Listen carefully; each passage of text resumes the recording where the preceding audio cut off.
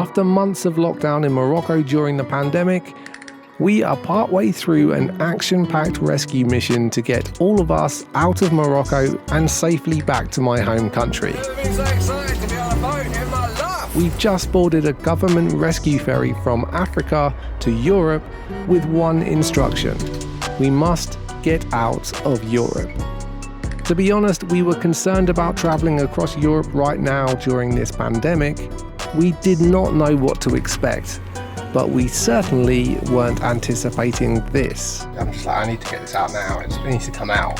One thing's for sure, travelling has changed. It is not going to be the same, and we're about to find out what travel looks like now during the pandemic. We are attempting to drive around the world.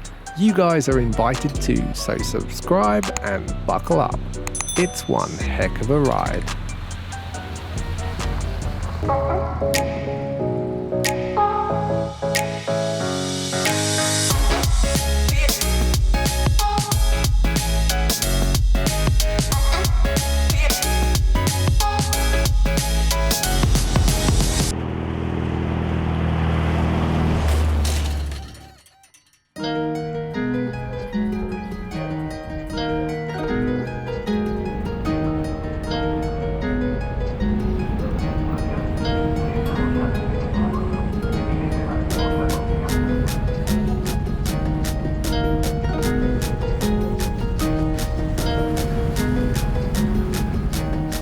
It was a surreal feeling to be on the boat heading somewhere after such a long time being stuck in one spot in Morocco. It was also surreal to be on a pandemic rescue ferry and surrounded by other mask-wearing travellers. Although everyone on this boat has a story to share from their time in lockdown in Africa, there wasn't a great deal of socialising on the 5-hour ferry crossing.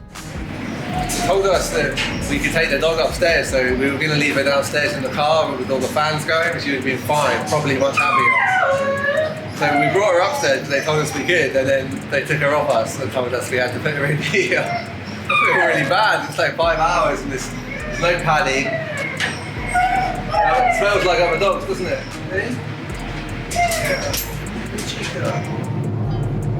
España!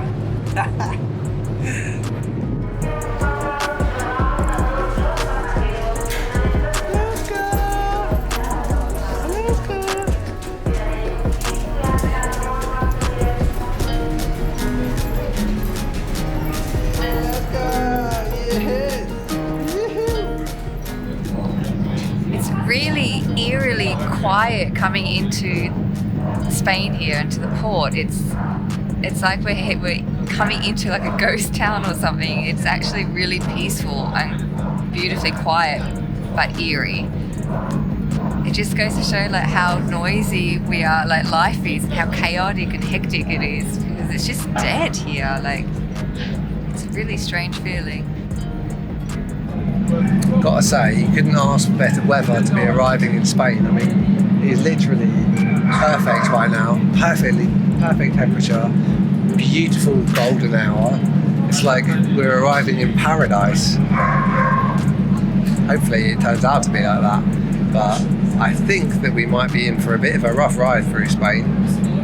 From what they told us through emails, the advice we've been told is travel is not going to be leisurely. Let's put it that way.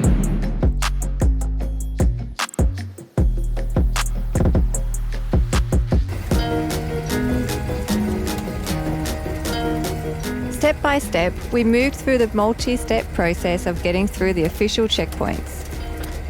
Hola. Yep, sí. ¿Español también? Un poquito, sí. Vale. Tiene que rellenar usted esto para policía, ¿ok? Okay. Perfect. Obviously, this isn't a normal time for travel. These are extremely long delays, which is understandable, not complaining about it. Need to be thorough at this particular moment. We've just had to sign a sworn statement saying the reasons that we want to travel. Obviously, we just ticked filming Kombi life, but not true. We don't know what to expect, whether people are going to be restricting our movements, whether we're going to be hassled and moved on. It's a massive uncertainty between us and everybody that was on the rescue ship. We're just all going to have to see what the lay of the land is as we enter Europe.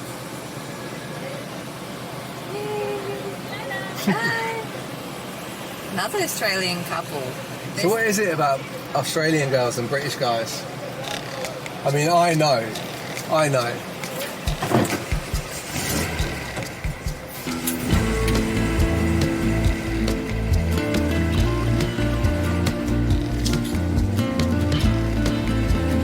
Hola. Buenas tardes.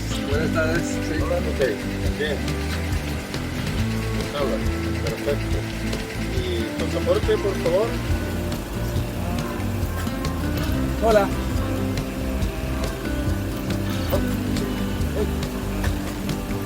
Perro. Sí. We've got dogs, so can we smell it? Ok, ¿Listo? listo. Muchas gracias, señor. Buen viaje.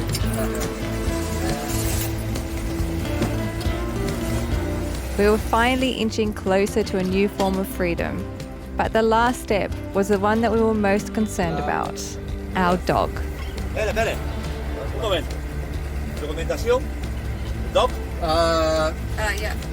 It was absolutely vital that we had all of Alaska's paperwork in order to be able to bring her back into Europe from a high-risk rabies country.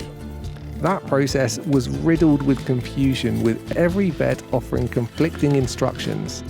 It's very complicated, and once again, all the rules have changed. We were crossing our fingers that our Peruvian dog, with US, UK and Portuguese documents, had all of the correct paperwork to get into Spain from Africa. Esto le vale ya para toda la vida. Muy bien, muchas gracias. Gracias, señor. Buen viaje, gracias. We were pretty happy to be on Spanish soil and eternally grateful to all the people who had helped make this rescue mission come together.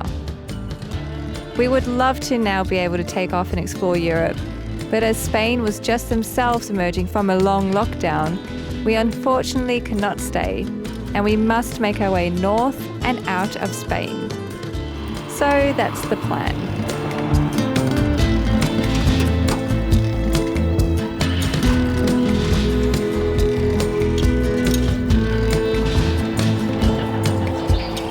This is actually the first time we've used our jerry can. We just have it in case of emergencies, or in case we're going from a really cheap country like Morocco, somewhere much more expensive like Europe. I was a little bit curious about leaving the Wavian jerry can on the side this whole time, but it's been full of petrol in this baking hot sun, and it hasn't leaked a bit, so I'm very, very, very happy with this product. I'm also very happy saving about 50% on my gasoline costs today. What's the cost of petrol in Morocco at the moment? It's about 70 cents euro a litre, and here in Spain it's 125.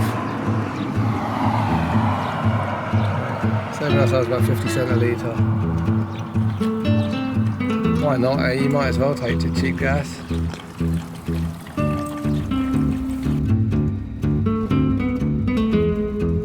can't believe this is an absolutely amazing trail. Like, it's off-road, pretty much through a canyon, and it's going to end up at the Mediterranean Sea, and there's flowers on either side. This is just, honestly, you couldn't make this trail any better. Oh, this is amazing. Absolutely epic. Like, this is amazing. We're never going to be able to make it out of Spain in one go. So when we have to stop, we plan to keep our distance from people. Fortunately, we are experts at finding isolated camp spots.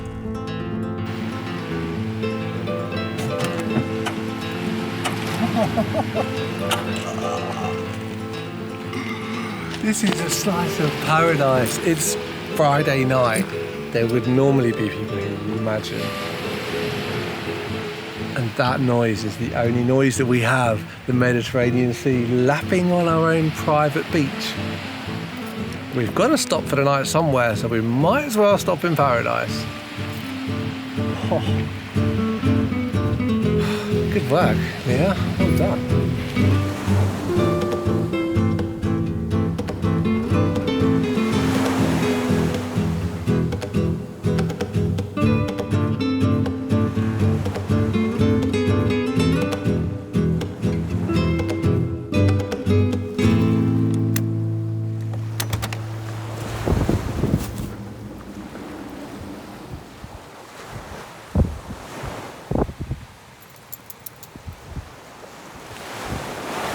Bad place to wake up.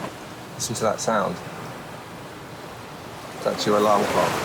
Lapping waves of the Mediterranean Sea. I can take that. Waking up in places like this is why I love van life. It's paradise here. We have it all to ourselves.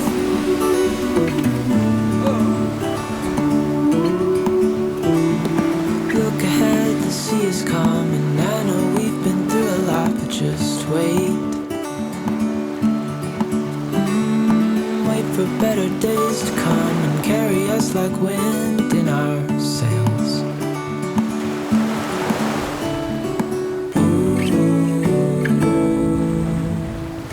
We are dreamers of the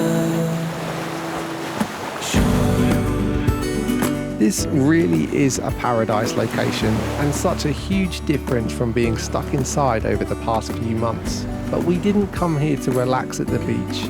We came because this spot is far away from people, which gives us the perfect opportunity to take care of some essential maintenance. A couple of days earlier, during the rushed drive through Morocco to make the rescue ferry, we experienced a couple of breakdowns. There is still a long way to go, and I need to make sure that we're not left stranded on the side of the road again. We are dreamers of the shore.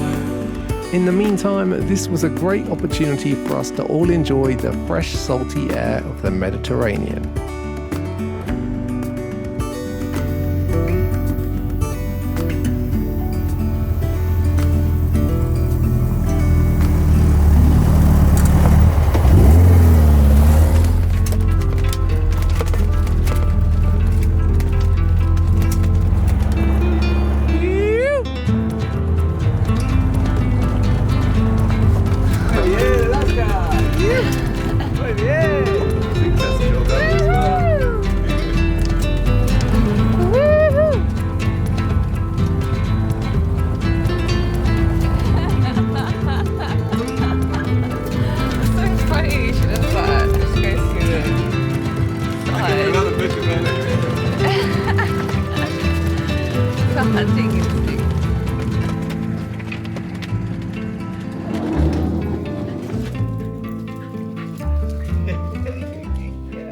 Sure, that equates to, like, you know, in a ancestral memory that, like, she's a hunting dog. She was in and out of the bushes, and still now she wants to run into the bushes. It reminds me of when we did this up in Alaska, when we were driving the whole road up to Prudhoe Bay, the very, very top of Alaska in the Arctic Circle, and we just let her out of the van and we let her run. She sure does love running alongside the Kombi. I'm not sure what it is. It's a good way for her to get exercise when we've been in the car for days and days just driving, like in Alaska and like here the last few days we've just been driving. She doesn't really get any exercise, so this is the best way to kind of get it in one good go. What are you smelling there, eh? So we've run out of water being in this spot for a few days now, and one of the locals told us that there is a well at the top of the hill here, so we're going to try and find that.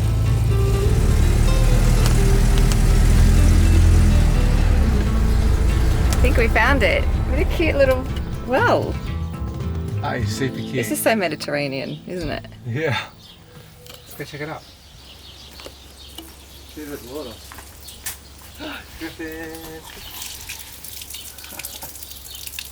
Let's go. Get to have a shower today, baby. So cute. I would call this place van life paradise. This is a really cute little town here. Lovely. What's this?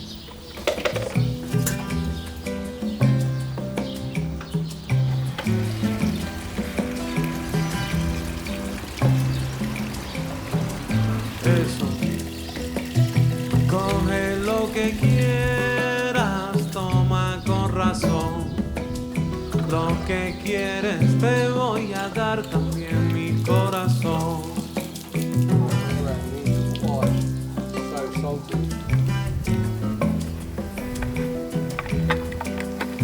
Te voy a dar mi corazón. It's nice to be back in Europe where we can recycle.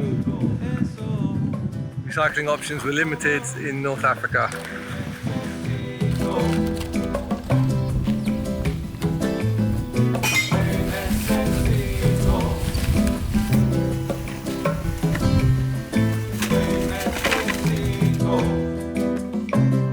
Por eso mira, escucha de nuevo. Por tu amor me muero. I'm not sure how smart it is to be in this canyon here in this, well, basically it's a dry riverbed. I never like parking in dry riverbeds. I've had that nightmare situation happen to friends of ours, so we won't be staying here for long, but flash floods are no joke, so you definitely have to think about that. As my mother always reminds me. Thanks, Mum.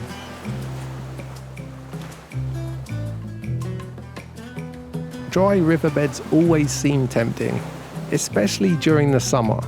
But at the beach, we noticed something in the rocks. It was a memorial plaque in 5 languages with the chilling statements, "If it rains, don't camp here. You can die." The Kombi is now ready to go and Spain has opened up its beaches. But as much as we'd like to stick to this beautiful coast, we have to get moving north. But we didn't get too far before, unfortunately, we had to stop again. Buenos días. Es que tengo un quiste en mi cabeza que está infectado. Estoy paseando. No vivo aquí.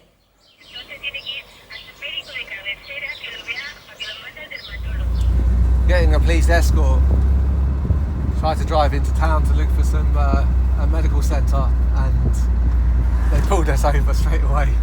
So now they're escorting us to a medical centre. Nice of the police to stop us and help us find some medical attention. Unfortunately, I wasn't able to go into that hospital clinic because I don't have a certificate proving I don't have COVID-19, and they didn't have the ability to test me there.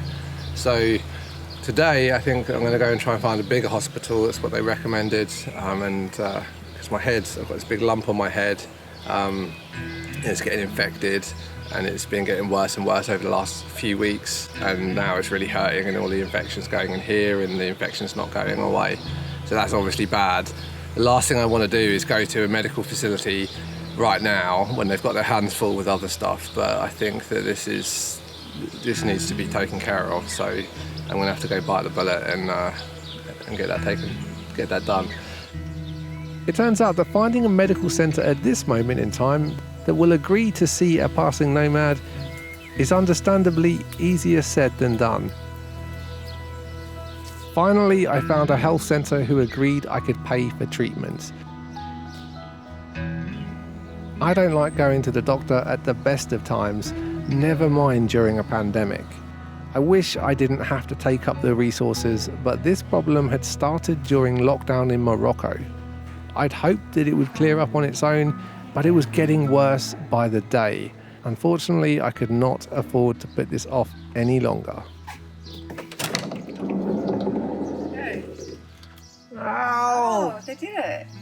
Did they? Whoa, it looks... Does it look like? I can't see it. I think he just cut it a bit and then jumped up on a chair and then jumped on it. What do you mean? He put so much, he was just trying to squeeze stuff out of it. Flipping heck, I feel like my brain has been squeezed through my head, through my scalp. So he didn't remove it? No. They said I couldn't pay for it, but they sent a bill to me in England. It's a nice service, but quick service, that's for sure. There's no one in there. I think nobody wants to go to hospital right now. Oh, it's still bleeding. She said it's still going to bleed. I've got a bald spot, but I guess that's the least of my worries. She stuck this needle in, I swear she stuck it in until it hit my skull. It hurt so much. you're going to go back tomorrow? But they said I've got to come back tomorrow, yeah. Just to do what? To do it again. So they're just taking out the... Squeezing out the infection. Okay. Looks like we're going to be around this area for a while because the hospital has said they need to see me every day because my head is a little bit complicated. Yeah, no kidding. But that means that we're going to be camping out around here, maybe here tonight. What do you reckon, Leah? Looks like quite an interesting beach. Let's go see what we can find.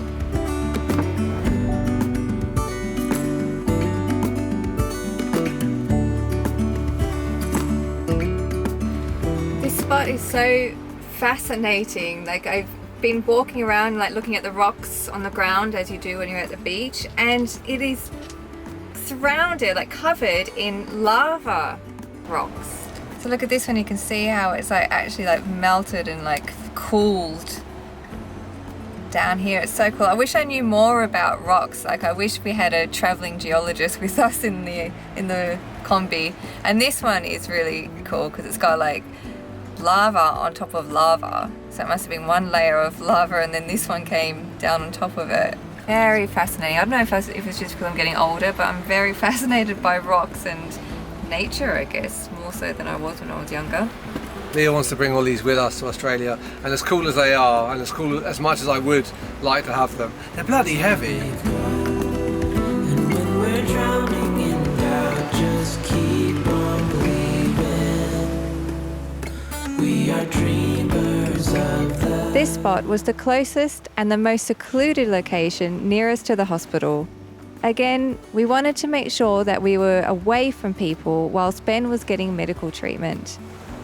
We might not be able to go out and explore Spain at this time, but we were blessed to be able to call this Mediterranean beach home for a week.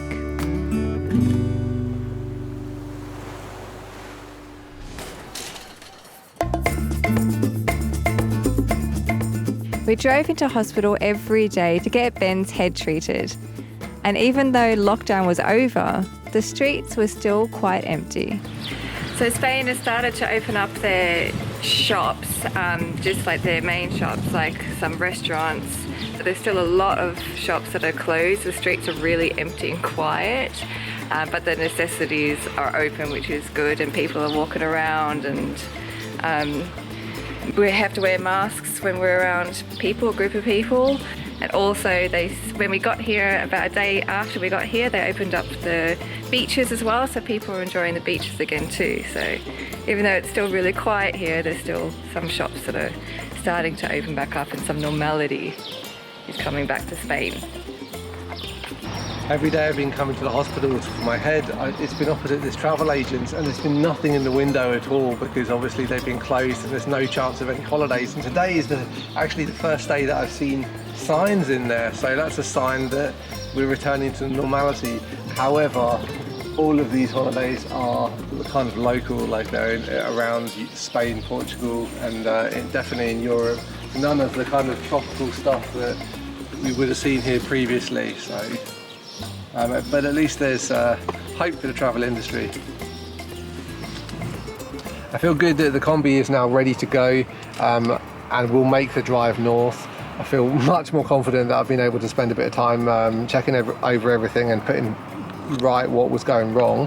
I also feel great that my head is now good and the doctors have given me the all clear. I kind of wish that they were able to just sew it up and I was able to just get on the road, but they made me come back every single day. But now that it's closing up, they've told me I don't have to come back anymore. I'm free to travel.